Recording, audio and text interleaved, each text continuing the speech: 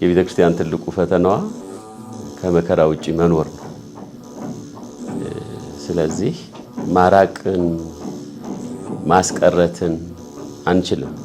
የመጀመሪያ በመከራው ውስጥ የኛ ድርሻ ምንድነው? መከራው እየበዛ ምናምን ሲመጣ ምን እናድርግ? አንዳንድ ጊዜ ኦርቶዶክሳውያን የምንፈራው ነገር አለ። ለምን እንደምንፈራው አላውቅም። ከቀያቸው እየተፈናቀሉ ንብረታቸው እየተዘረፈ በየሜዳው እየተገደሉ አንገታቸው እየተበጠሰ እንደው እንደ ሰው አልቆጠር ብለው እስከዚህ ድረስ ደርሰው መጫወቻ እየሆኑ አንጀታቸው እየተቃጠለ አካል ስለሆኑ ክርስቲያን የአንዱ ክርስቲያን አካል ነውና በአንዱ መንፈስ ቅዱስ በአንዱ ክርስቶስ የተሳሰሩ ስለሆኑ እየተሰማቸው የሚጠይቅ ጥያቄ ስለሆነ ነው። በክርስቶስ መከራ በምትካፈሉበት ልክ ደስ ይበላችሁ። ሞተው ለሚቀበሩ ማዘን ያስፈልጋል። እኛ ምዕመናችን ላይ መስራት አለብን። መከራው መከራ ነው ብሎ መጨነቅ ሳይሆን መከራውን በጸጋ የሚቀበል ነገር ግን ገዳዮችን ደግሞ በመግደላቸው የማይተባበር። በዚህ ወቅትም ያው ማንም ዓለም ላይ ያለ ክርስቲያን እየጮኸ ነው ታውቃላችሁ። ፍትህ ለክርስቲያኖች ለኦርቶዶክስ ክርስቲያኖች በአርሲ እየተፈጸመ ያለው ግፍ ክርስቲያኖች ሞቱብን አይደለም። እኛ ክርስቲያኖች ሰማዕትነትን ተቀበሉ፣ ክብርን በክብር ወደ ጌታ ሄዱ። ለከናንተ ማንም ነፍሰ ገዳይ ወይም ሌባ ወይም ክፉ አድራጊ እንደሚሆን ወይም በሌሎች ጉዳይ እንደሚገባ ሆነ መከራ ነው ይቀበል። ከኛ ማድረግ ያለበት ሌላው ይሄ። ታዲያ ለገዳዮች ለምን እድሜ ይሰጣቸዋል? ሌሎቹ ሲነኩ አናዩ። የትኛውን ቋንቋ ቢናገሩ ማንም አይነካቸው። ክርስቲያኖች ላይ ግን የቋንቋዬ ተናጋሪ አይደለም በሚለው ሳይሆን በቃ ክርስቲያኑ በመሆናቸው ብቻ ይሄ ሁሉ መከራ ይፈራረቅባቸዋል። እና ይሄንን እንግዲህ ከናንተ ነፍሰ ገዳይ ወይም ሌባ ወይም ክፉ አድራጊ እንደሚሆን ወይም በሌሎች ጉዳይ እንደሚገባ ሆነ መከራን አይቀበል። ፈተናውን ለማራቅ ወይም ለማቅለል ከኛ ምን ይጠበቃል? ምን እናድርግ? ምእመናን ላይ ምን ያህል ሰርተናል? ለምእመናን ህይወት ምን ያህል ሰርተናል? ምግባራት ሰናያት የሚባሉ እነዚህ እየፈጸመን መኖር ነው። እንደዚህ ይሆን እንደ እግዚአብሔር ፈቃድ እንደ ክርስትናው እንደሚያዘን በፈቃደ ካህን በመከራ ካህን እየኖር መከራ የሚመጣብን እንኳን አይፈራለን። አሁን አይፈራ የተባለው እንዲህ ያለው ሰው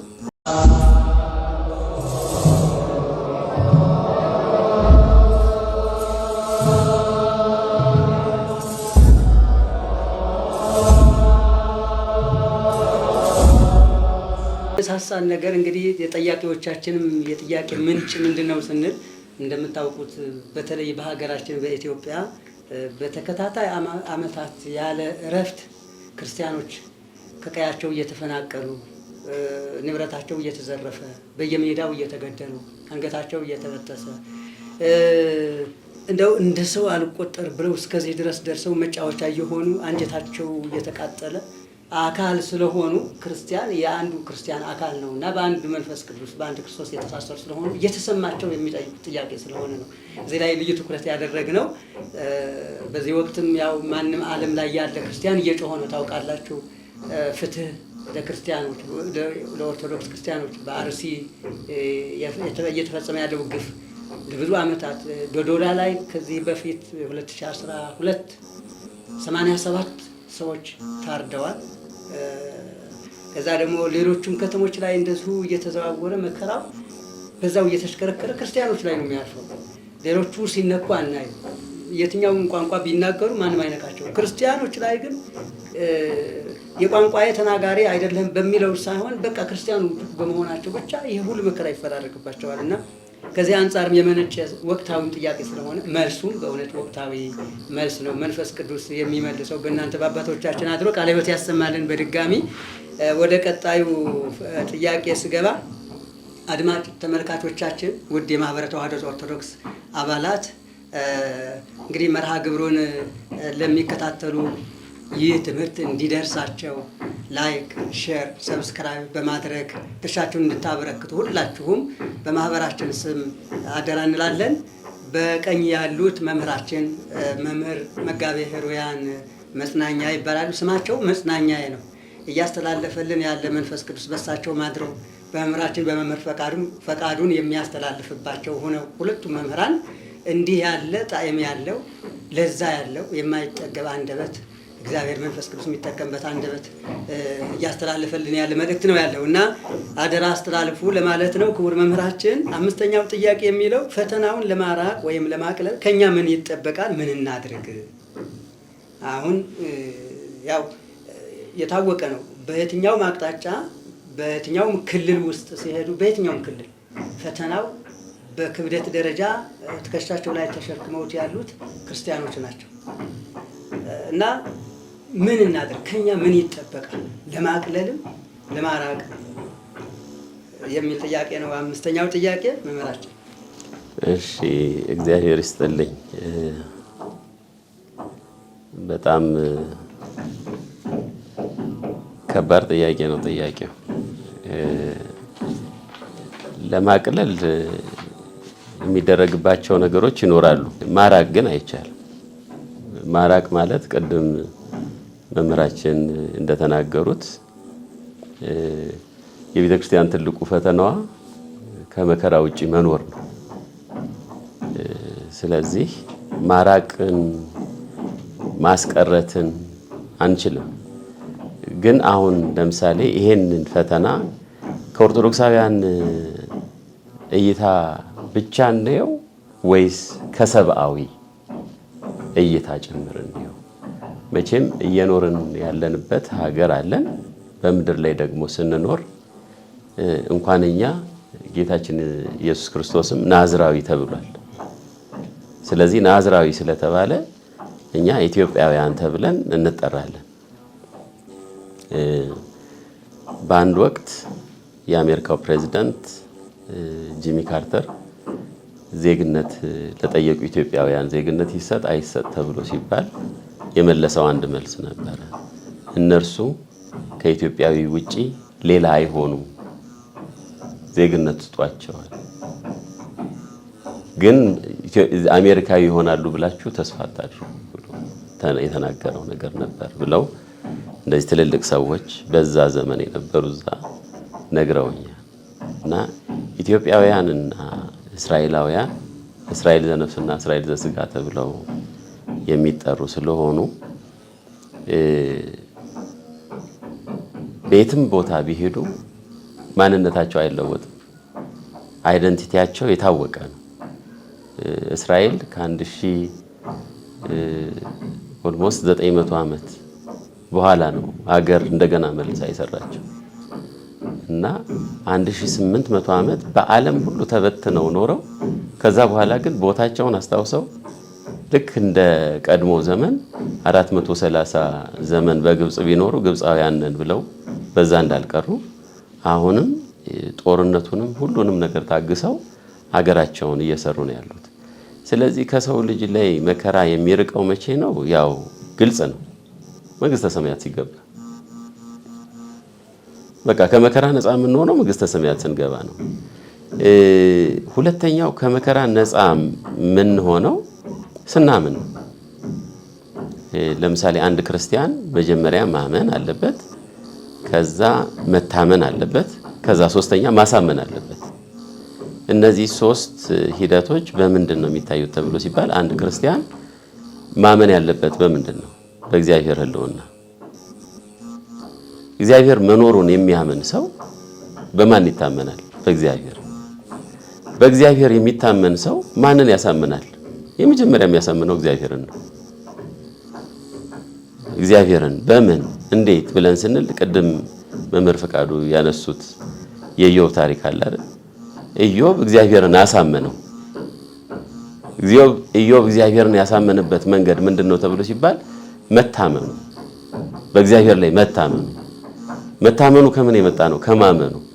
ስለዚህ አጋንንትን እንኳን እስኪልክበት ድረስ ሂድ ፈትነው ብሎ እስኪለው ድረስ ያደረሰው የእግዚአብሔር ማመን እኮ ነው።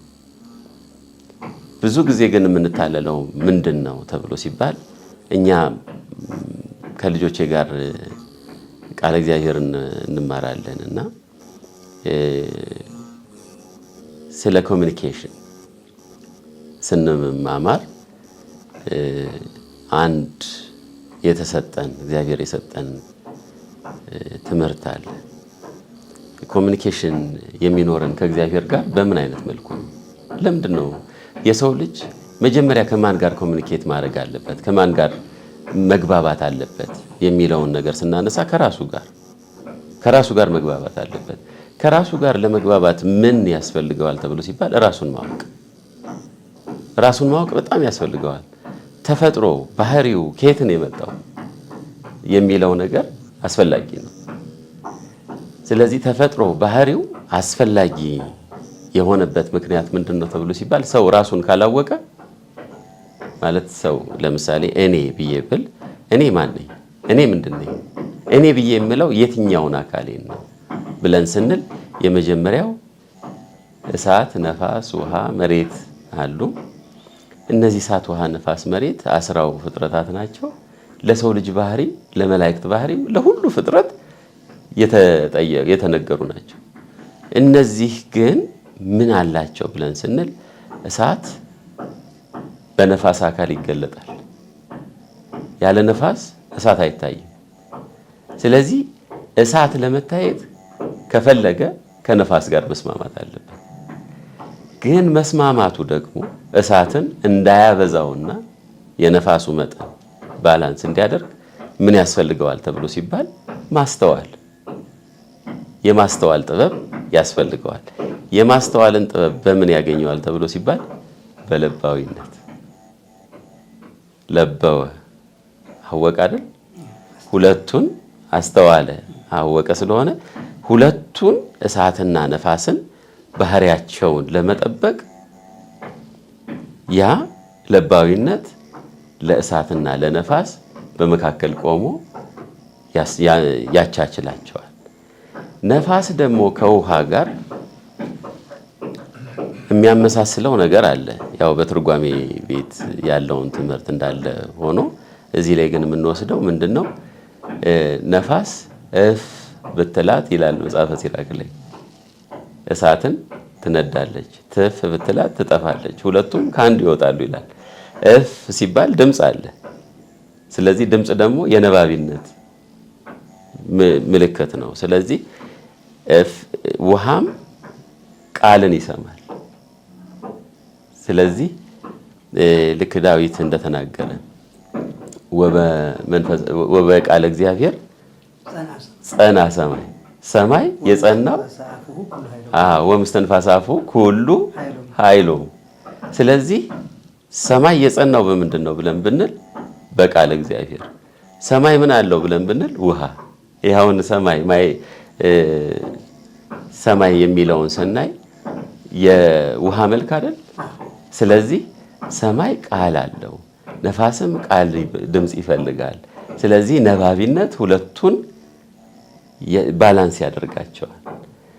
ምድር ደግሞ ከውሃ ጋር በምን ትመሳሰላለች ተብሎ ሲባል ሕይወት ያለው ነገር ፍጥረት ሁሉ ውሃን ይፈልጋል። ምድር ደግሞ ሕይወት ያለውን ነገር ሁሉ ታስገኛለች። ስለዚህ በሕያውነት እነዚህ ሶስቱ ይስማማሉ። እነዚህ ሶስቱ ታዲያ እነዚህን ባህሪያት አስማምተው የሚኖሩ ከሆነ ማንን እንመስላለን ተብሎ ሲባል በለባዊነት አብን፣ በነባቢነት ወልደን፣ በሕያውነት መንፈስ ቅዱስን መሰለን። ስለዚህ የሰው ልጅ ይሄንን ምሳሌ ጠብቆ የሚኖር ከሆነ መከራ ይርቅለታል። መከራ ይርቅለታል ማለት ግን አይገረፍም ማለት አይደለም። ለሱ ግን መከራ አይሆንበት። ስለዚህ መከራን ሊያርቅ የሚችለው አሃ እኔ ለካ እግዚአብሔርን እመስላለሁ ብሎ የሚያምን ሰው እነዚህ አራቱን ባህሪያት ባላንስ እያደረገ እያመዛዘነ እያመጣጠነ ይሄዳል። ለምሳሌ ሰው ሲቆጣ ምን ይላል? አታናደኝ፣ አታናደኝ። መናደድ የማን ነው? የእሳት ባህሪ። ለመናደድ ደግሞ ምን ይፈልጋል? ነፋስ። ስለዚህ አታናደኝ ከውጭ የሚመጣውን ነፋሱ የሚመጣውን ይዞ የሚመጣውን ነገር ሁሉ እየሰማን በዛ የምንቃጠል የምንጨነቅ ማንም ይሁን ማን። አንዳንድ ጊዜ ኦርቶዶክሳውያን የምንፈራው ነገር አለን። ለምን እንደምንፈራው አላውቅም። እኛ ለማያምኑ ሰዎች እኮ የማናምንን፣ እኛ የምናምነው ለማያምኑ ሰዎች የማናምንን። አሁን እኛ ለፕሮቴስታንቶች መናፍቃን ነን፣ እነሱ ደግሞ ለኛ መናፍቃን ናቸው።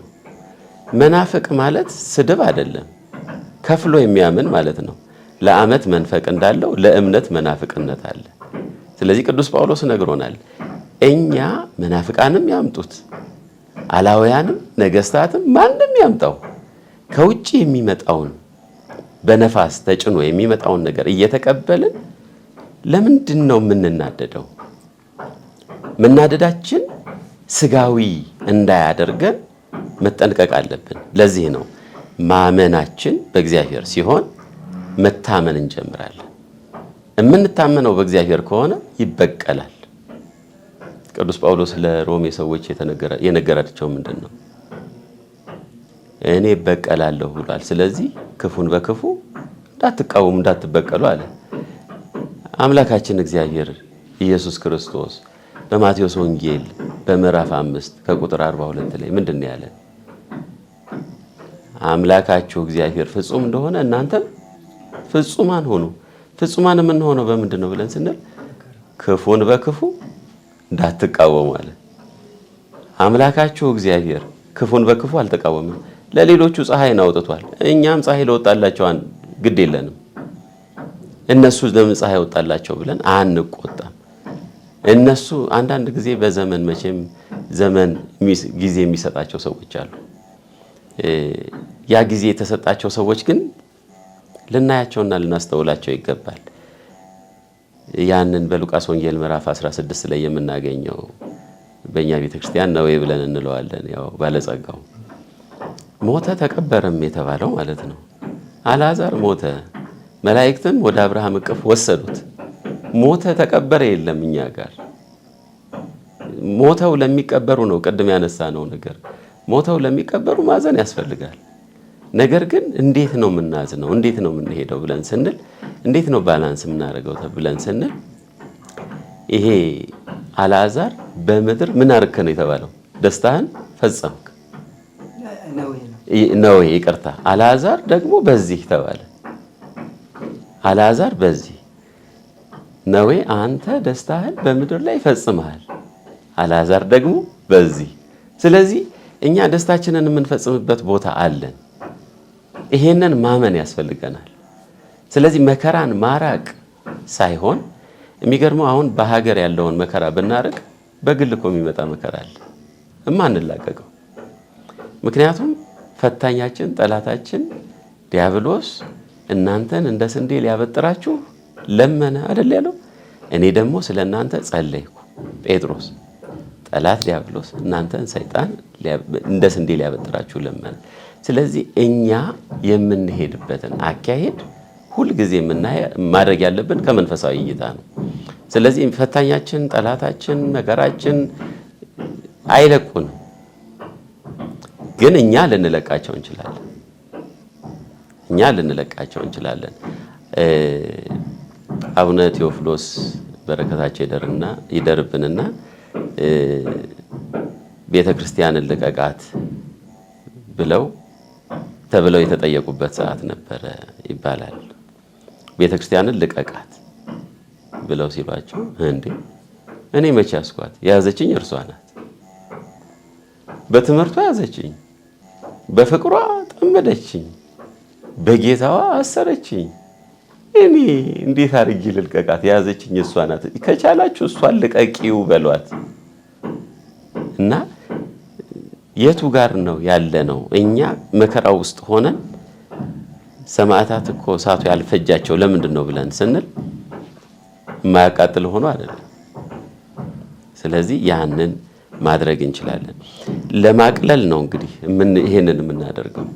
እና የማቅለያው ግን ዋናው ነገር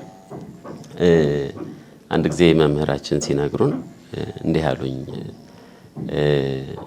አናንያ አዛርያ ሚሳኤል በዓል ነበረና ላገለግል እየወጣሁ ነውና የኔታ ምን ብዬ ላገልግል፣ ምን ብዬ ልንገርልዎት አልኳቸው። አይ እስቲ የተሰጠህን አንተ አስበው፣ ግን አናንያ አዛርያ ሚሳኤል ወደ እሳት ለምን ገቡ ብለህ ጠይቅ አሉኝ። እሺ አልኳቸው። መልሱ ምንድን ነው ስላቸው፣ እሳቱን ሊያጠፉት ወደ እሳት ገቡ። እሳት አይደለም እንዳይባል የጣሏቸውን ጥሏል፣ በልጧል። እሳቱ ከዛ በኋላ ተቀጣጥሏል ወይ? ከአናንያ አዛርያ ሚሳኤል ከወጡ በኋላ እሳቱ ተቀጣጥሏል ወይ? አልተቀጣጠለም። ኦርቶዶክሳውያን ምእመናን ልንሰራበት የሚገባን ምንድን ነው? ማቅለያ፣ መከራውን ማቅለያ ብለን ብንል በግብፅ ቤተክርስቲያን ፋዘር ላዝራስ የሚባሉ ወይም ደግሞ በእኛ አልዓዛር ቀሲስ አልዓዛር የሚባሉ በካሊፎርኒያ ውስጥ ያሉ አንድ አባት ኢንተርቪው ሲደረጉ ከዝናቸው የአክስታቸው ልጅ አንድ 20 ሙስሊሞችን ወደ ክርስትና መልሶ ይታወቅበትና ተገደለ እና ኢንተርቪው የሚያደርጋቸው ሰው አም ሶሪ ያላቸው ኖ ኖ ኖ ዶንት ቢ ሶሪ ያለው ማዘን አይገባም። እኔ እኮ የሰማዕት ቤተሰብ አለኝ፣ ለእኔ የሚጸልይ ሰማዕት ይሆናል አሉ። ሞቱን አቀለሉት። ማቅለል ማለት ይሄ ነው። ሞትን ካቀለል ነው የቱ ጋር እናቀለው ተብሎ ሲባል እሳቸው ሲመልሱ ምን አለ? ከ5 ዓመት ጀምሮ በልጅነታችን የሚነገረን በአንድ የግብፅ ቤተክርስቲያን ውስጥ የሚያድግ አንድ የዛ ቤተሰብ አባል የሆነ ከ5 ዓመት ጀምሮ ስለ ክርስቶስ ስም መሰደድን፣ መሰቀልን፣ መገደልን በጸጋ እንዲቀበል እየተነማረ ነው የሚያድገው። እኛ ምዕመናችን ላይ መስራት አለብን። መከራው መከራ ነው ብሎ መጨነቅ ሳይሆን መከራውን በጸጋ የሚቀበል ነገር ግን ገዳዮችን ደግሞ በመግደላቸው የማይተባበር በክፉ ስራቸው የማይተባበር ክፉ ስራቸውንም የሚያወግዝ የሚነቅስ ሆኖ የሚኖር ትውልድ ማዘጋጀት አለብን የሚል ሀሳብ ነው የመጣልኝ። እግዚአብሔር ይስጥልኝ። ያበዛው ቃለ ሕይወት ያሰማል። በጣም ደስ የሚል ነው። እያጠቃለልን ነው። ውድ የማህበረ ተዋሕዶ ኦርቶዶክስ አባላት አድማጭ ተመልካቾቻችን እንደምትከታተሉት እኒህ ሊቃውንት በጥያቄዎቻችሁ መነሻነት ወደፊት በፈተና ጉዳይ ለሚነሱ ሀሳቦች ሁሉ መልስ የሚሆን የመንፈስ ቅዱስን መልእክት ነው እያስተላለፉ ያሉት። ቃለ ሕይወት ያሰማልን። መምህራችን በዚህ ላይ የሚጨምሩት ካለ መምህር ፈቃዱ ደግሞ በመከራው እንዲቀል ወይም እንዲርቅ ምን እናድርግ የሚለው የእኛ ድርሻ ላይ የሚጨምሩት ካለ ወደ እርስዎ ደግሞ ልምጣ። በጣም ጥሩ። ሳረሳው እሳቸው የግብፅ ተሞክሮን ሲናገሩ አንድ አባት እዚህ አሁን አዲስ አበባ አድባራት ላይ አንዱ ደብር ላይ በአስተዳዳሪነት የሚያገለግሉ አባት አንድ የሆነ ሀዘን ቦታ ላይ ለማጽናናት አብረን ሄደን እሳቸው እንዲያስተምሩ አድርገን ሲያስተምሩ ከሰማሁት ተመሳሳይ ኢየሩሳሌም ሄደን አሉ። ኢየሩሳሌም ያው በጉዞ እና የሄድንበት ጊዜ ያኔ ሊቢያ ሰማዕታት እና ደግሞ ከግብጾችን ተቀዳድሞ አይደል ወዲያው ተከታትሎ እና የግብጾችን መከራው በደረሰበት በዚያው በቅርብ ጊዜ ነው ኢየሩሳሌም ሄደን እና እዛ አንድ ሆቴል ላይ አብረን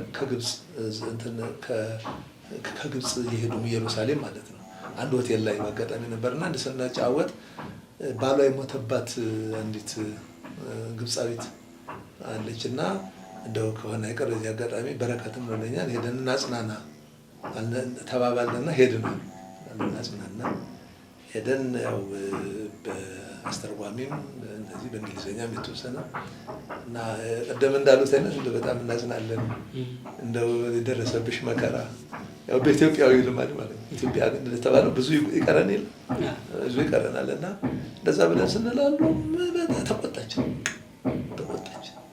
በቃ እና እኔ እኮ አስወጡልኝ እነዚህ ሰዎች አስወጡልኝ ምናምን አለች። በጣም ተቆጥታ እኔ እኮ የሰማዕት ሚስት ነኝ ባሌ እኮ ሰማዕት ነው እዛ በሰማይ ሆኖ ከክርስቶስ ጋር የቤቴ ራስ እዛ ክርስቶስ ጋር ያለው የሰማዕት ሚስት ነኝ እና እንደዚህ ከክርስቲያኖች አይደሉም እንዴ እና አስወጡልኝ ምናምን ብላ ተቆጣች እና እንደገና እኛ ደነገጥን አሉ። እውነትም ስናስበው እንደገና እሷ እኛን ታስተምረን አስወጡልኝ እኔ የሰማዕት የቤቴ ራስ ነው ወደ ክርስቶስ ይሄድ እኔ የሰማዕት ሚስት ነኝ ምናምን ብላ እንደውም እኛን ታጽናናንና ታረጋጋን። እንደውም እኛን ታስተምረን ጀመራሉ። እንዲሆነን ደንግጠን እንደገና ደግሞ አይ ማለት እኮ ያኛው እንትን አይ ኢትዮጵያ ባህል ሆኖ እንደዚህ ባህላቸው እንደዚህ ስለሆነ ነው ምናምን ክርስቲያናዊ ባህል አይደለም በቃ እንደዚህ ባህላቸው እንኳን ምናምን ብላ በጣም ተቆጣቻሉ።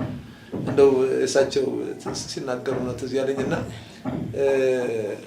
ይሄን በዚህ ላይ እሳቸው ባነሱት ላይ ከጨመርኩኝ የኛ ድርሻ እንደተባለው እንግዲህ የቤተክርስቲያንና ቤተክርስቲያን ስንል ክርስቲያኖችን ህብረቱን ማለት ስለሆነ መከራ አልባነት ከሆነ መከራውን ልናረቅ አንችልም። እንደተባለው ግን ምንድነው ዞሮ በመከራ ውስጥ እያለን ምንድነው ድርሻችን? በመከራ ውስጥ ለማቅለልም ሆነ በመከራ ውስጥ ለመኖር ምን ማድረግ አለብን? ቅድም የጠቀስኩት ቅዱስ ዮሐንስ አፈወርቅ እሱ መቼ እንደሚያረቀው ካራቀው መቼ እንደሚያረቀው እሱ ያውቃል።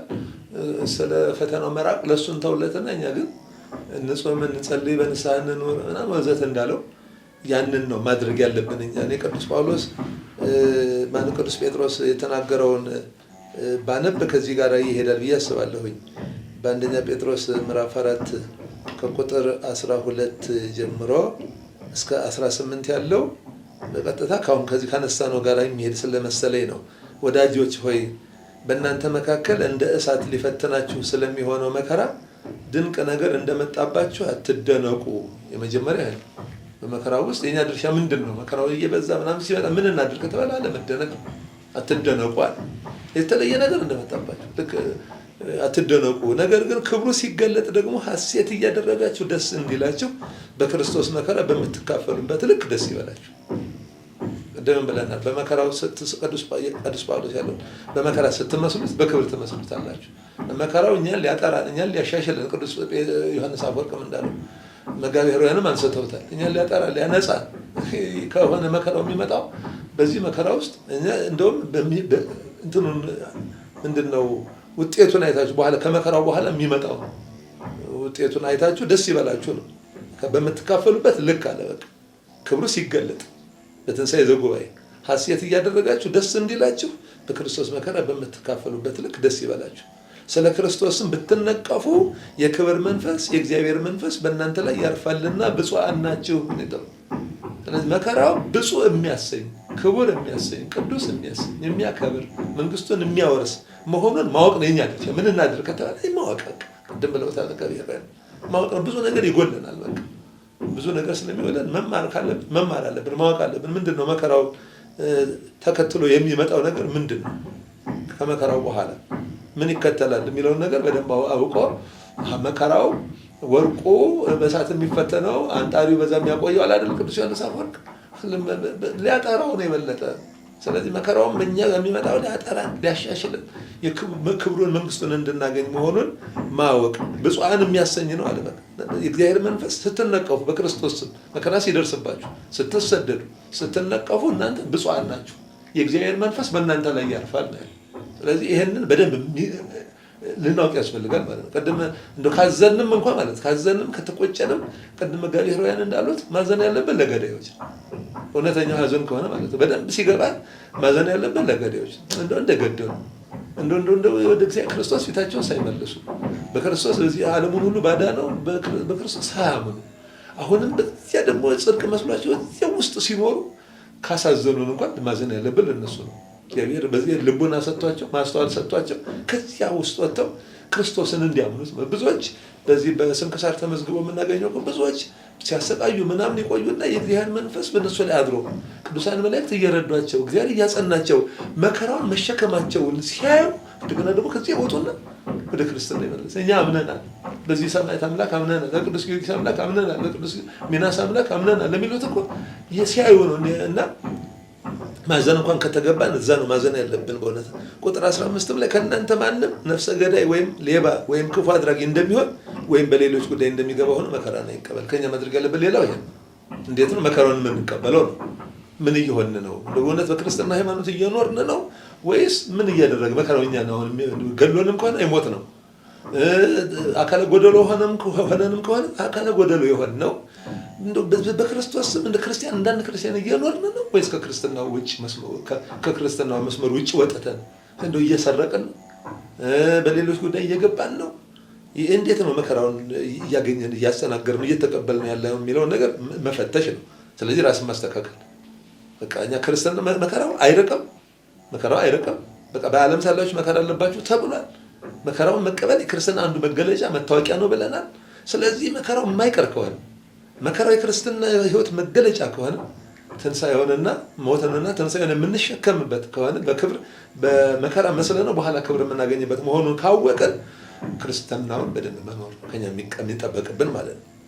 እና ይህንን እንግዲህ ከእናንተ ነፍሰ ገዳይ ወይም ሌባ ወይም ክፉ አድራጊ እንደሚሆን ወይም በሌሎች ጉዳይ እንደሚገባ ሆኖ መከራን አይቀበል። ክርስቲያን እንደሚሆን ግን መከራን ቢቀበል ስለዚህ ስም እግዚአብሔርን ያመስግን እንጂ አይፈርም። አለማፈር፣ አለመሸማቀቅ። አሁን በዚህ በመከራው ውስጥ ማፈር የለብንም። በእውነት ደስ ሊለን ይገባል ማለት ነው። ቅድም እንደተባለው ደስ ሊለን ይገባል።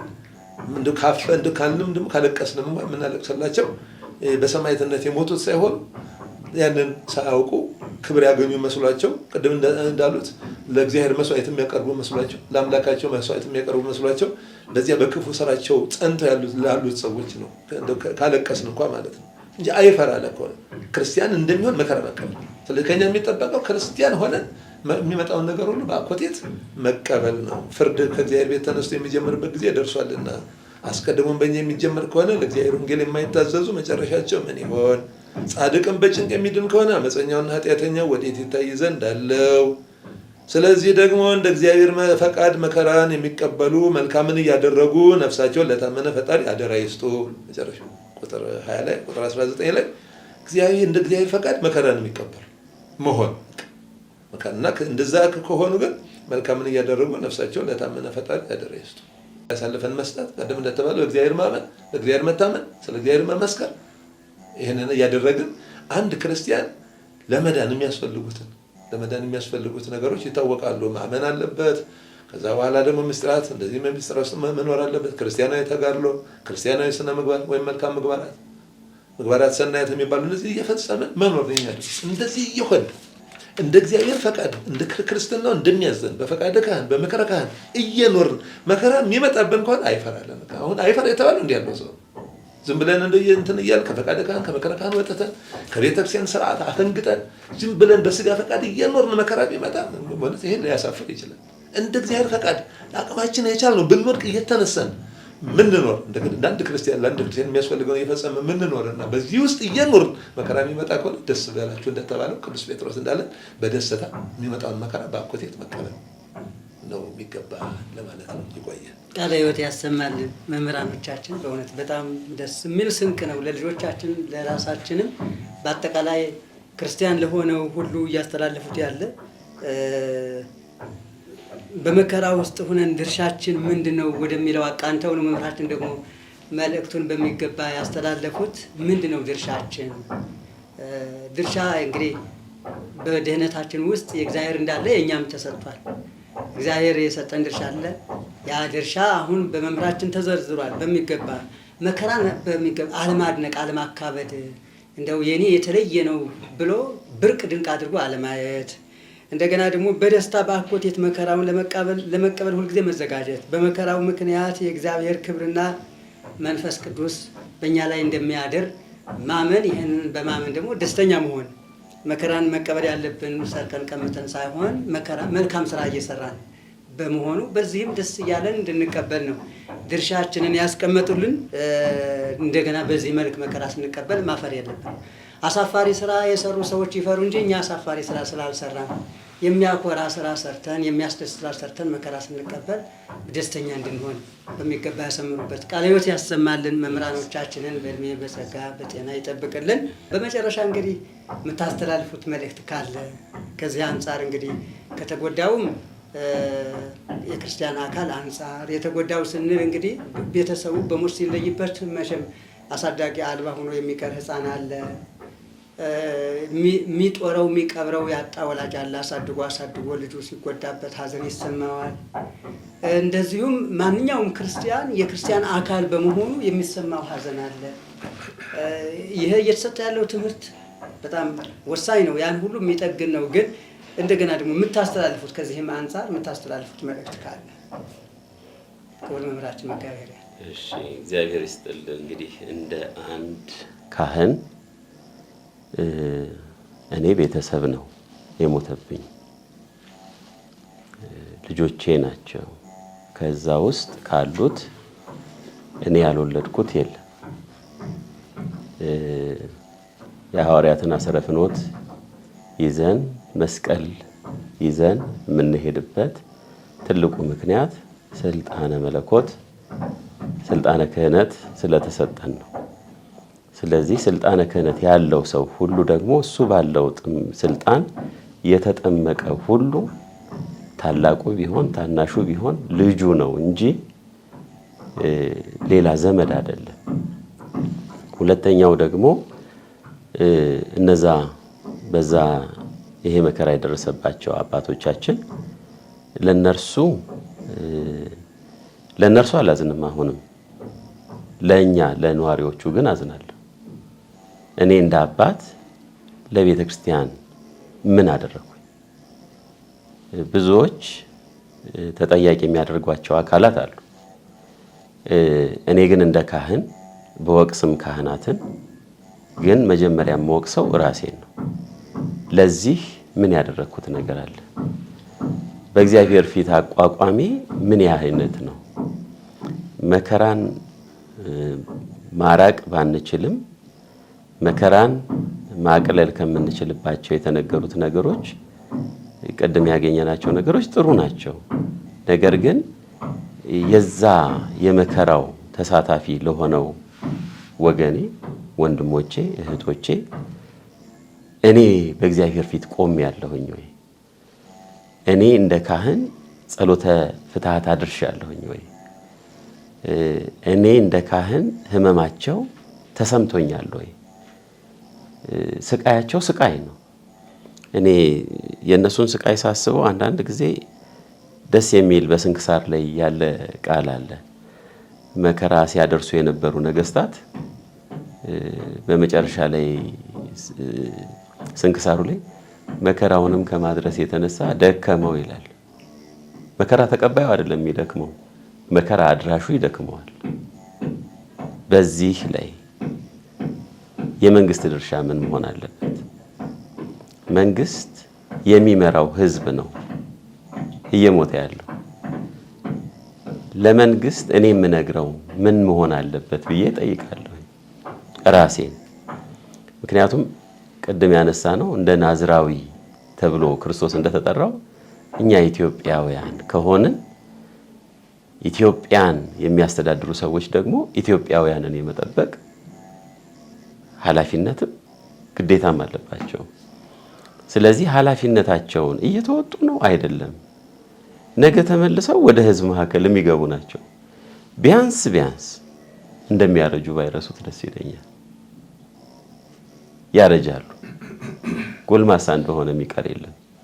ሁሉም ባህሪውን ቢያውቅ፣ የእሳት ባህሪው ጥንቃቄ የሚፈልግበት እድሜ ነው። የነፋስ ባህሪው ሁሉን የሚሞክርበት እድሜው ነው። የውሃ ባህሪው የሚረጋጋበት የሚሰክንበት እድሜው ነው። የአፈር ባህሪው ደግሞ የሚያጎነብስበት እድሜው ነው።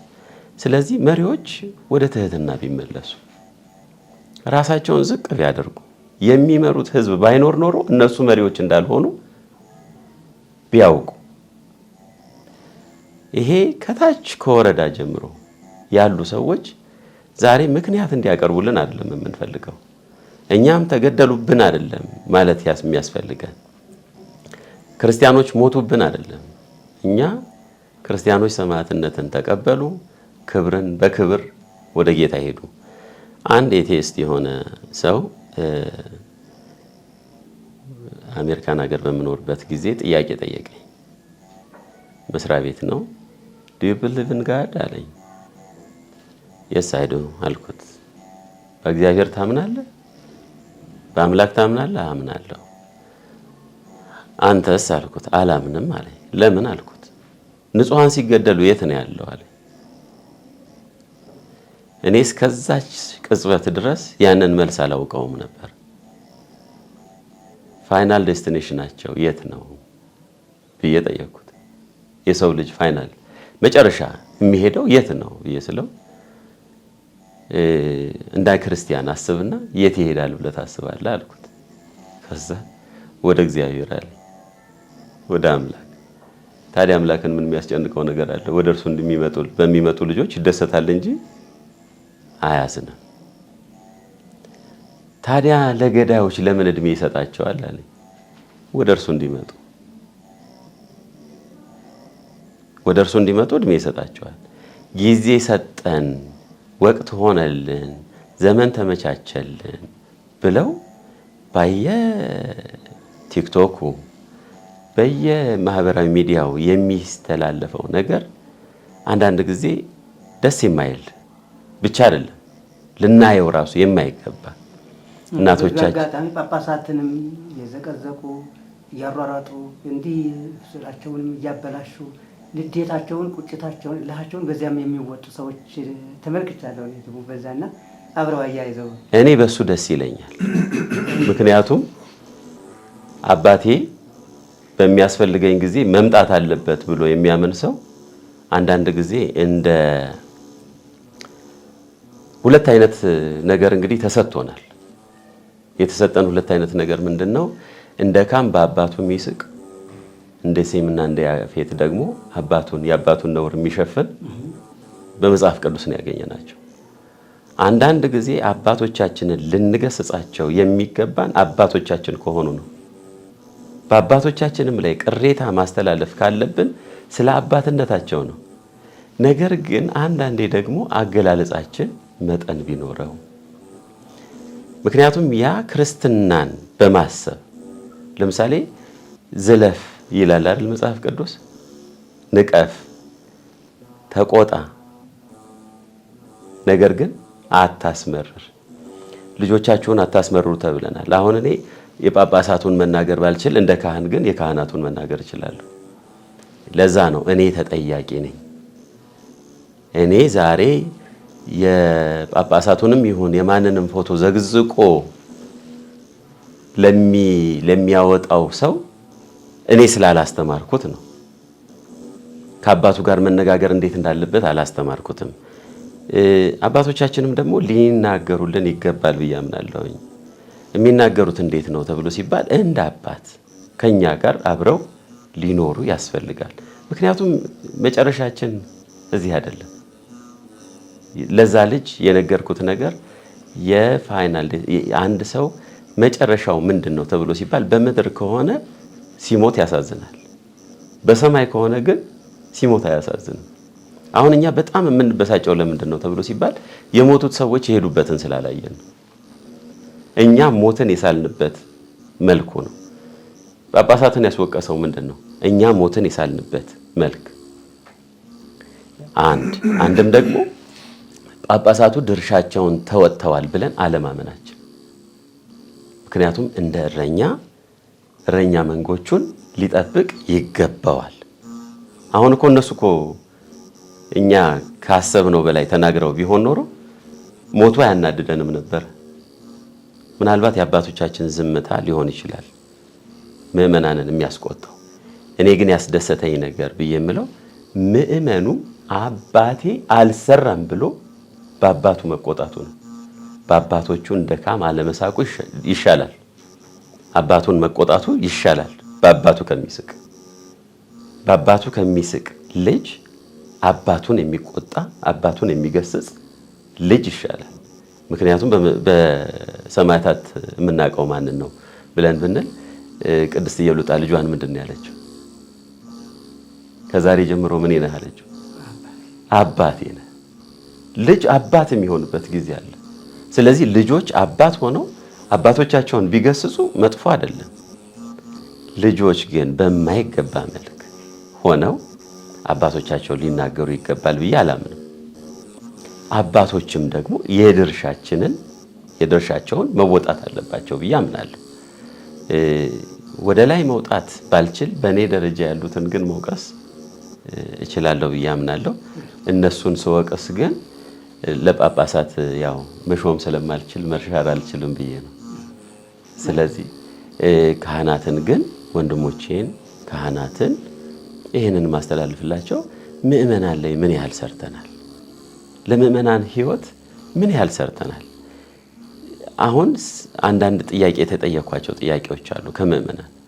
እነዚህ የሚሞቱትን እነሱ እኮ ሃይማኖታቸውን አምነው እናምናለን ብለው አይደለም የሞቱት፣ ስለዚህ ሰማዕታት አይባሉም ብለው ሲሉኝ ደንግጬ ነበር ይህን ጥያቄ ስጠይቅ።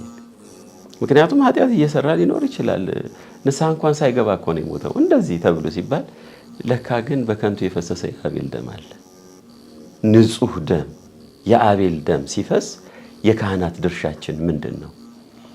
እኛ ልጆቻችን ሊናገሯቸው አይገባም ብለን ጳጳሳቱን የምናምን ከሆነ ጳጳሳቱን እኮ እኛ መጠየቅ እንችላለን። በምእመናንና በጳጳሳቱ መካከል እኛ መኖር አለብን። በእኛና በምእመናን መካከል ዲያቆናት እንዲላላኩ እንደተሰጡ በምእመናንና በጳጳሳቱ መካከል ደግሞ የማሰር የመፍታት ስልጣን ተሰጥቶን ያለን ካህናት ድርሻችንን መወጣት አለብን። በማህበረ ካህናት መቅረብ ያለበትን ነገር ማቅረብ አለብን። የፈሰሰው ደም የማን ደም ነው? ስናየው እኮ ክርስቶስ በተዋህዶ የከበረበት የክርስቲያን ደም ነው የፈሰሰው። የክርስቲያን ደም ሲፈስ የክርስቶስ ደም ፈሰሰ። የክርስቶስ ደም ሲፈስ ለኃጢአት ስርየት፣ የምእመናን ደም ሲፈስ ለምን የሚለውን ጥያቄ መጠየቅ አለብን። ስለዚህ እነዛ ደም መፍሰስ ደግሞ እኛን ሊያስቆጨን ይገባል። ስለዚህ ቅድም ያነሳነው ነገር ቢኖርም ለእኛ መከራ ጸጋ ሊሆን ይችላል እንደየደረስንበት። ግን ልጆቻችን ያስተማርናቸው ነገር ሳይኖር ልንወቅሳቸው ልንከሳቸው አንችልም። ምክንያቱም የክርስትናን ልክ አላሳየናቸው። የክርስትናን ልክ አሳይተናቸው ቢሆን ኖሮ ሞትን በጸጋ የሚቀበሉ ይሆን ነበር።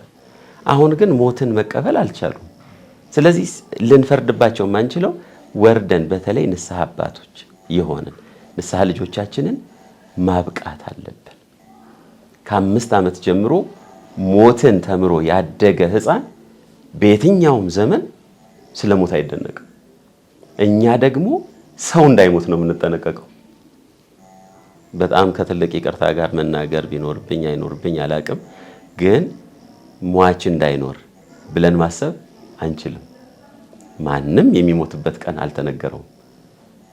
ስለዚህ ሰዎችን ለማዳን ብለን ከምንሄድ ይልቅ ሰዎችን አብቅተን በሰማዕትነት ክብር እንዲያልፉ ማድረግ የኛ የካህናት ድርሻ አለብን ብዬ አምናለሁ። ሁለተኛው ነገር ግን በጣም እንደው ጊዜ ኖሮኝ ብናገርበት ደስ የሚለኝ በትግራይ ጦርነት ነበረ። እዚህ ሀገር አልነበርኩም ያን ጊዜ። በትግራይ የነበረው ጦርነት ላይ ለኔ የታየኝ ነገር ነበረ ያስደነገጠኝ።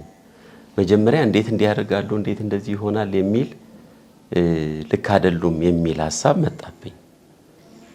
በኋላ ላይ የተማረኩ ሰዎችን አየሁ፣ ማራኪዎችንም አየሁ። ከተወሰነ ጊዜ በኋላ ማራኪውም ባለማዕተብ ተማራኪውም ባለማዕተብ ሆኖ ሳይ እንዴ እየተጋደልን ያለ ነው እኛ ነን እንዴ?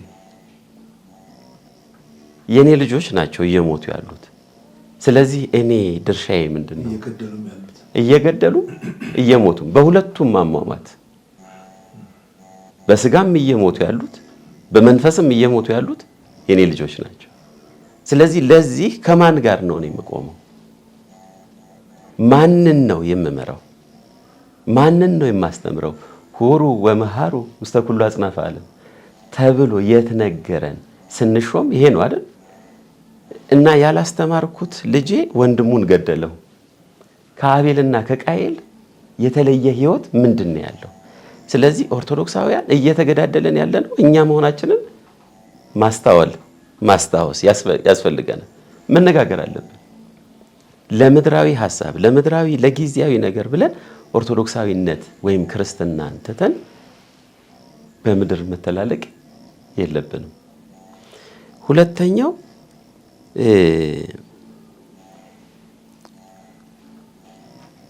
የዳዊትን መንግስት ብናስብ የተሻለ ነው ብዬ አምናለሁ። ዳዊት የነገሰው መቼ ነበረ? የተሾመውስ መቼ ነበረ? ለሁሉ ማለት ይሄንን ለሚያውቅ ሁሉ ብዙ ሰው መጽሐፍ ቅዱስን ለዓለማዊም ሪፈር አድርጎ ለዓለማዊ ሐሳብም የሚጠቀምበትን ወቅት አይቻለሁ። ዳዊት ከተቀባ ከስንት ዓመት በኋላ ነገሰ። ንግስናው ታወቀ። አንዳንድ ጊዜ ዛሬ ላይ ያሉ ሰዎች የተቀቡ ይኖራሉ፣ ነገ ወደ ስልጣኑ ይመጡ። ዛሬ ስልጣን ላይ ስላሉ እንደ ሳኦል ጦር መወርወር አለባቸው ወይ? እግዚአብሔር የቀባውን ለመግደል መታገል አለባቸው ወይ? ባይታገሉ ይሻላል። ዳዊት እልፍ ገደለ ስለተባለ መቆጣት ባይኖር። ምክንያቱም ይኸውን ዳዊት እልፍ ገደለ ብዬ የምለው ዛሬ ያለውን ትውልድ ከመጠበቅ አኳያ የሚታይ ነገር ቢኖር እንደ ሀገር ነው። እንደ ሀገር እንደ ቤተ ክርስቲያን ደግሞ እንደ መሪዎቻችን እንደ አባቶቻችን የዳዊትን ነገር ማሰብ ቢቻል ዳዊት የሳኦልን መጎናጸፊያ እንጂ የሳኦልን አንገት እንዳልቆረጠ ብናውቅ። ስለዚህ ምእመናን እንዴት አድርገው መሄድ እንዳለባቸው አባቶች ምሳሌ ቢሆኑ ክርስቶስ እኛ እሱን መስለን መኖር እንደማንችል አይቶ እርሱ እኛን መስሎ እንደመጣ አባቶቻችን የምእመናንን ደካማነት አይተው ወደ ምእመናን ቢወርዱ ክርስቶስ ከላይ ከወረደ ከመንበሩ ከወረደ አባቶቻችን ከመንበራቸው ቢወርዱ ነውር የለውም።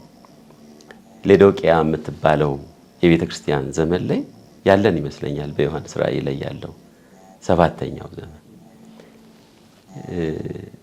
በእንግሊዘኛው ሬቤሊየስ ይባላል። እነዚህ የማይታዘዙ አመፀኞች የእግዚአብሔርን ዙፋን ይዘውታል።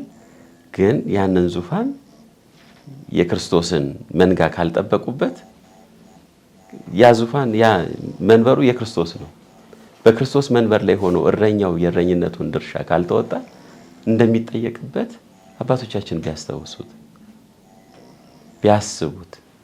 ስለዚህ አመፀኛ እንዳንባል ብንጠነቀቅ፣ መስቀል ይዤ ፈራጅ እንዳልሆን፣ መስቀል ይዤ የእርቅ መሰረት እንደሆን፣ ያስኩት መስቀል መታረቂያ ስለሆነ የእርቅ መሰረት እንደሆን፣ ሳስታርቅ ግን የሚጎዳ ጎዳ ብዬ ደግሞ ድሃ ተበደለ ፍርድ ተጓደለ ደግሞ እንዳይቀር። ምክንያቱም ድሃ ተበደለ ካልተባለ ፍርድ ተጓደለ ካልተባለ ተመልሶ የሚስተካከል ነገር የለም። ማጠቃለያ አንድ ምሳሌ እናቴ የነገረችኝ ልናገርና ላጠቃል። ሽማግሌ ያስፈልገናል። ስለ ሽማግሌ ነው የምትነግረኝ።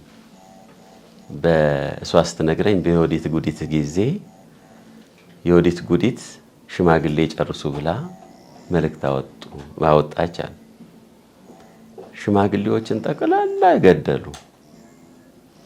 ሽማግሌዎች በሙሉ ተገለው መጨረሻ ላይ አንድ ሽማግሌ ሊገሉት ሲሉ እናንተ ልጆች አላቸው፣ ምን እያደረጋችሁ ነው? ሽማግሌ ግደሉ ተብለናል፣ አያስፈልግም ተብለናል። ሽማግሌ ግደሉ አያስፈልግም ተባለ። ለምን አሏቸው። እሱን ንግስት ታውቃለች ብለው ይላሉ። እንደው የሆነ ነገር ሊኖር ስለሚችል እኔን ብትተውኝ ብትገሉኝም እኔ አልጎዳም፣ ግን አንድ ነገር ቢኖርስ፣ የምትጠይቀው ነገር ቢኖርስ ከቤት አትወጣም ብለው አሉት። አልወጣም። አትታይም? አልታይም። እሺ ብለው ተውት። ሽማግሌ ጨረሳችሁ አለች አሉ። አዎ ሽማግሌ ከጨረሳችሁ አሁን ቤተ መንግስት ስሩልኝ ብላ ጠየቀች። ምን አይነት ቤተ መንግስት እንስራለሽ ብለው አሏት። ሰማይ ሳይደርስ ምድርም ሳይነካ ቤተ መንግስት ስሩልኝ። ያ ሁሉ ወጣት ተሰብስቦ ምን አይነት ቤተ መንግስት ነው መሬት ላይ ያልተሰራ ቤተ መንግስት የምንሰራው እንዴት ነው ብሎ ያ ሁሉ ሲተረማመስ እነዛ ያንን ሽማግሌ የተዉ ሰዎች ትዝ አላቸው ሽማግሌው። ከዛ ወደሱ ሄደን እንጠይቀው ብለው ይላሉ። ሄደው ሲጠይቁት እንዲህ አለቻችሁ? አዎ ቀላል ይሰራል አላቸው። ሰማይ ሳይደርስ ምድር ሳይነካ ብለው ሲሉት አዎ እሺ እንዴት ነው የምንሰራው ብለው ሲሉ እቃውን አዘጋጁ አላቸው። እቃውን በቃ ለህንጻ የሚያስፈልገውን እቃ በሙሉ አዘጋጅተው ሲጨርሱ መጡና ይኸው አዘጋጅተናል አሉት። እነሱ ማዘጋጀት ሲጀምሩ እሷ ግን ምን ሊያደርጉ ነው ምን ሊሰሩ ነው ብላ መመርመር ጀመረች። ከዛ አዘጋጅተው ጨርሰው ሄደው ሲጠይቁት ለንጉስ ለንግስት ደንብ ነው የመሰረቱን ድንጋይ የምታኖሪው በየት ነው ብለው ጠየቋት አላቸው። ለንጉስ ለንግስት ደንብ ነው የመሰረቱን ድንጋይ የምታኖሪው በየት ነው? አንቺ መሰረቱን ጣይልን እንጂ እኛ እንገነባዋለን በሏታል። ሰማይም ሳይደርስ መሬትም ሳይነካ። ስለዚህ መሰረቱን መጣል ይሄው ዕቃውን አዘጋጅተናል፣ ግን በምስራቅ ይሁን በምዕራብ በሰሜን ይሁን በደቡብ ቤት ይሁን ሽማግሌ አለ፣ ይሄ ከናንተ አይመጣም ማለት ነው። ይሄ ዘመን ሽማግሌ የሚያስፈልግበት ዘመን እየተደረጉ ያሉ እየሆኑ ያሉ ነገሮች በጣም እየከበዱ ስለሆነ ይሄንን ዘመን ለማለፍ ሽማግሌዎች ያስፈልጉናል። ቤተክርስቲያን ደግሞ ለሽምግልና የቆየች ስለሆነች እድሜዋ በጣም ቃለ ሕይወት ያሰማል። አሜን። እና ሰፊ አባታዊ መልእክቱን መጋቤ ሄሮያን አስቀምጠውታል በጣም ደስ በሚል ሁኔታ። እኔ ያው የቀደመውን ዘመን አስቡ እንደተባለው የቀደመውን ዘመን ብናስብ የቀደመውን ዘመን ብናስብ እንዴት ነው አባቶቻችን የኖሩት? ዋናዎቻችሁንም አስቡ ተብለን እንዴት ኖሩት የሚል ወደ ኋላ አባቶቻችን የእናቶቻችን አኗኗር ማሰብ አለብን። ያንን አስበን ወደ ኋላ እነሱን በደንብ የምናስታውሳቸው ከሆነ መከራው ሊደንቀን ልናፍርበት ምን ልንሸማቀቅበት አንችልም እንደተባለው እና ያንን ወደ ኋላ ሄደን ብናስብ በሐዋርያት ሥራ ምዕራፍ 5 ቁጥር 41 ላይ እኮ ተገርፈው ሁለተኛ በኢየሱስ ክርስቶስ እንዳታስተምሩ ሲባሉ ወወፁ እንዘ ይትፌስሑ በመዓውድ ደስ እያላቸው ከሸንጎ ወጡ፣ በስሙ መከራ ይቀበሉ ዘንድ መንፈስ ቅዱስ አድሏቸዋልና ነውና እድል ጭምር ነው።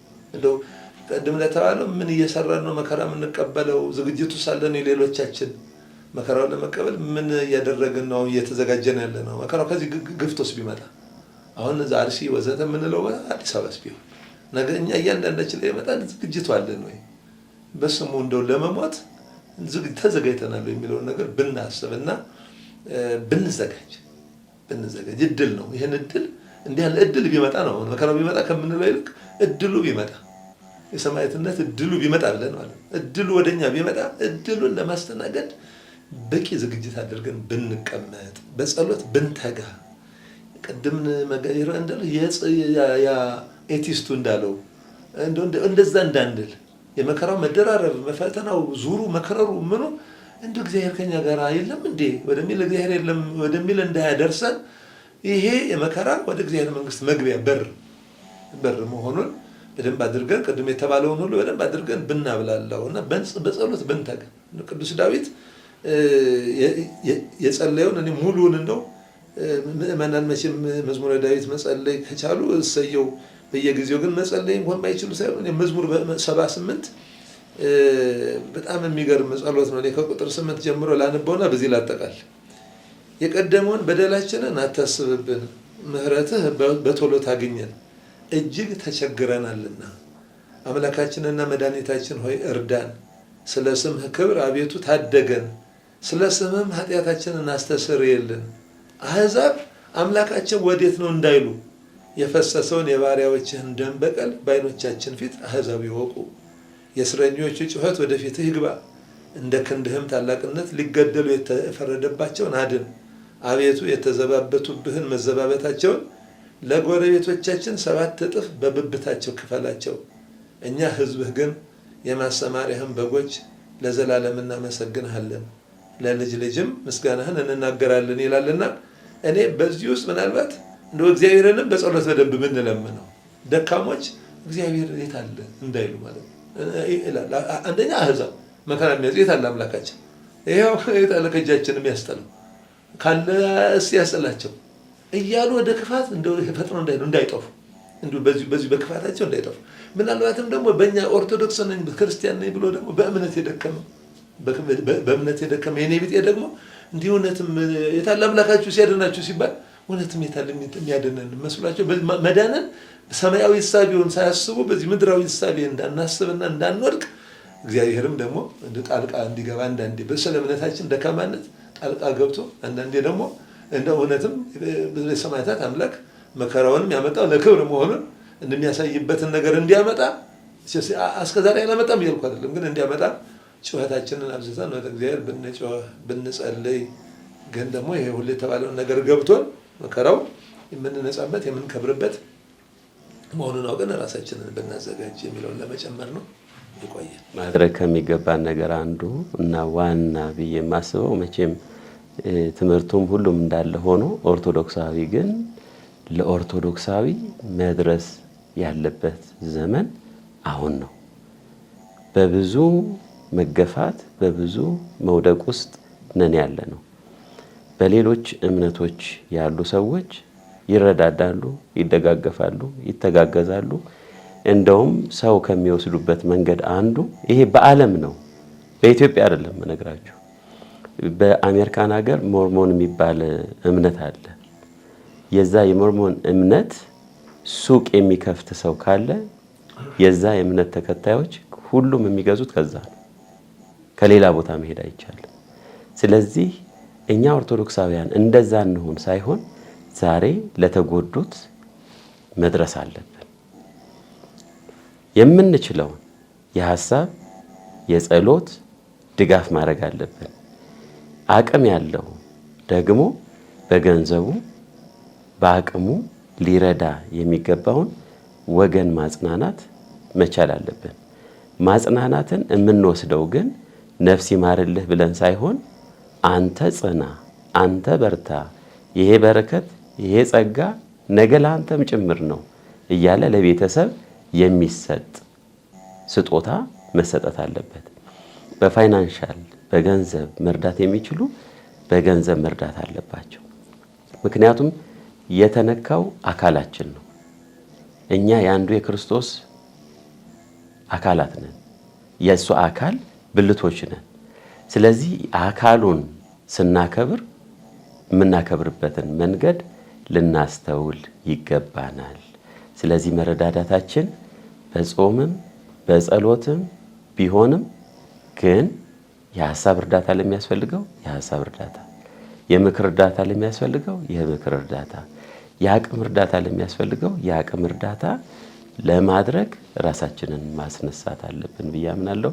እግዚአብሔር ይስጥልኝ። ቃለ ሕይወት ያሰማል። በጣም ወሳኝ መልእክት፣ መረሳት የሌለበት መንፈስ ቅዱስ ያስታወሰዎት ነው። ክቡራን መምህራኖቻችን በግራም በቀኝም ያሉት በእውነት የማይጠገብ አባታዊ መልእክት፣ ምስጢር፣ መልስ ነው እየፈተፈቱ ሲያጎርሱን የቆዩት።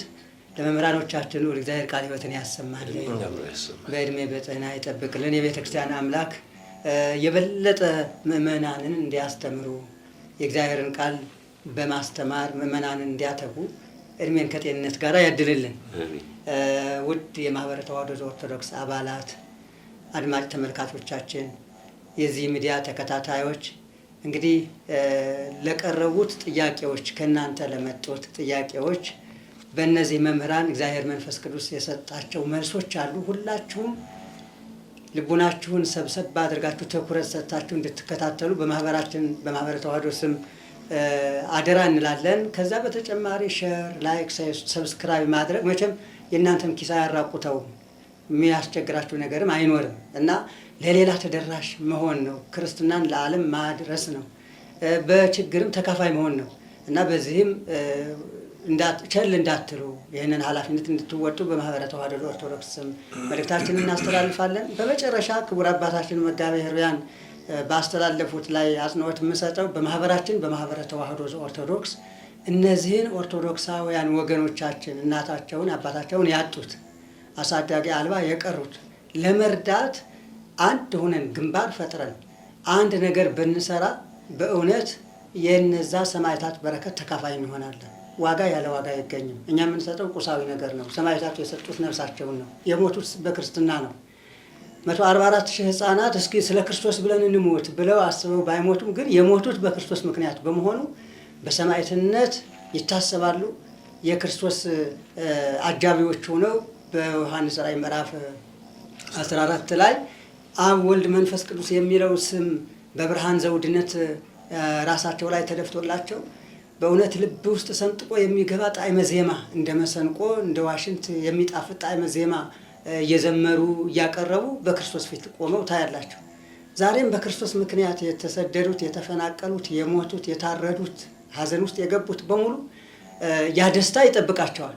የዚያ ደስታቸው ተካፋይ ለመሆን ዛሬ የመከራቸው ተካፋይ መሆን የግድ ይለናል እና እንደተለመደው ማህበራችን ማህበረ ተዋህዶ በዚህ የበረከት ስራ መስራት እንዲችል እናንተ አድሚኖችም እንድታስተባብሩ፣ አባላትም እንድትተባበሩ፣ በረከቱ እንዲደርሳችሁ በዚህ አጋጣሚ መልእክታችን እናስተላልፋለን። ይህን ሁሉ ያደረገ አምላከ ቅዱሳን በቸርነቱ በረድኤቱ ይህን ሁሉ ስላደረገልን እናመሰግነዋለን። ክብር ምስጋና ለእርሱ ይሁንልን። እናንተንም በያላችሁበት ከክፉ ነገር ይሰውርልን፣ ማህበራችንም ያስፋልን። ይቆየን። ወስብሐት ለእግዚአብሔር።